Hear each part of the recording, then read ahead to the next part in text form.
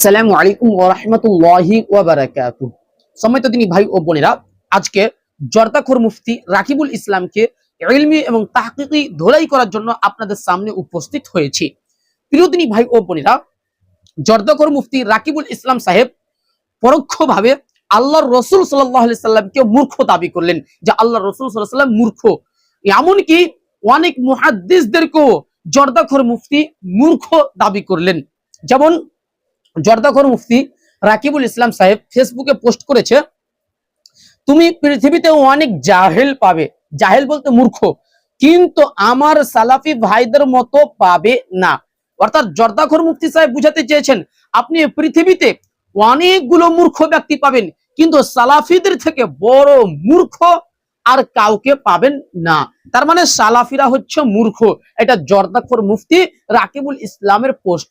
প্রিয় দিনী ভাই ও বোনেরা, জর্দাখোর মুফতিকে বলবো, এই জর্দাখোর মুফতির সালাফ কাকে বলা হয়, সালাফি কাকে বলা হয়, এটা সম্পর্কে ধারণাই নেই, ন্যূনতম ধারণা নেই। যদি জর্দাখোর মুফতির ধারণা থাকতো তাহলে কখনো এই পোস্টটা করতো না। কেন?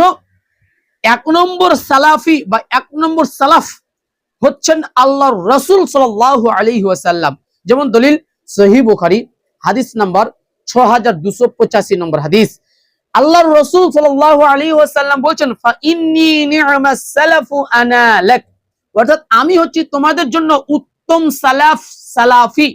প্রিয় দিনী ভাই ও বোনেরা, দেখেন আল্লাহর রাসূল সাল্লাল্লাহু আলাইহি ওয়াসাল্লাম নিজেই বলছেন যে আমি হচ্ছি তোমাদের জন্য উত্তম সালাফ তথা সালাফি। তাহলে কি আল্লাহর রাসূল সাল্লাল্লাহু আলাইহি ওয়াসাল্লাম মূর্খ ছিলেন? আস্তাগফিরুল্লাহ, মাআযাল্লাহ। সম্মানিত দিনী ভাই ও বোনেরা, যদি আপনারা ইতিহাস দেখেন তাহলে পাবেন অনেকগুলো মুহাদ্দিস সালাফি ছিলেন। চলুন আমি কিছু মুহাদ্দিসদের নাম আপনাদের সামনে উল্লেখ করি। ইমাম যাহাবী রাহমাহুল্লাহ সিয়ার ওয়া আলামিন নুবালার মধ্যে 16 খণ্ড 457 পৃষ্ঠাতে ইমাম দারাকুতনি রাহমাহুল্লাহ সম্পর্কে বলেছেন, কানা সালাফিয়ান।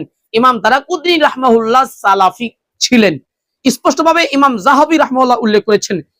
আল্লামা সুয়ুতি রাহমাহুল্লাহ ইবনু সালাহ সম্পর্কে বলেছেন, কানা সালাফিয়ান জাহিদান হাসানুল ইতিকাদ। অর্থাৎ ইমাম ইবনু সালাহ রাহমাহুল্লাহ সালাফি ছিলেন, দুনিয়া বিমুখ ও সঠিক আকীদায় প্রতিষ্ঠিত ছিলেন। এখানে ইমাম ইবনু সালাহ রাহমাহুল্লাহকেও আল্লামা সুয়ুতি রাহমাহুল্লাহ সালাফি বলে সম্বোধন করেছেন।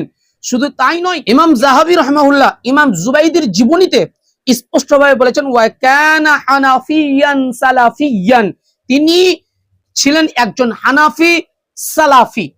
এটা রয়েছে সিয়ার ও আলামিন নুবালা 20 খণ্ড 317 পৃষ্ঠা। আমরা জর্দাখোর মুফতি সাহেবকে বলবো, তাহলে কি ইমাম জুবাইদিও একজন মূর্খ ছিলেন আর ইমাম দারাকুতনি রাহমাহুল্লাহ একজন মূর্খ ছিলেন? আস্তাগফিরুল্লাহ। এই জর্দাখোর মুফতিকে বলবো যে আগে সালাফি কাদেরকে বলা হয়, সালাফি কে কে ছিল বা সালাফি কারা, এই সম্পর্কে আগে বিস্তারিত জ্ঞান অর্জন করেন, তারপরে ফতোয়াবাজি করবেন। নচেত ফতোয়াবাজি করিয়েন না, সমাজের মাঝে বিভ্রান্ত সৃষ্টি করিয়েন না, সঠিক বুঝে ইলম প্রচার করেন, তাছাড়াও পরকালে আপনাকে পাকড়াও করা হবে। আল্লাহ সুবহানাহু ওয়া তাআলার কাছে দোয়া করি, হে আল্লাহ তুমি আমাদের সকলকে সঠিক বুঝে তার উপর আমল করার তৌফিক দান করুন, আমিন। দর্শক মণ্ডলী, আপনারা আমার নতুন ফেসবুক পেজ জাহাঙ্গীর বিন আবু বকর, এই পেজটাকে আপনারা সকলেই ফলো করবেন এবং ভিডিওটাকে বেশি বেশি করে শেয়ার করবেন। আসসালামু আলাইকুম ওয়া রাহমাতুল্লাহি ওয়া বারাকাতুহু।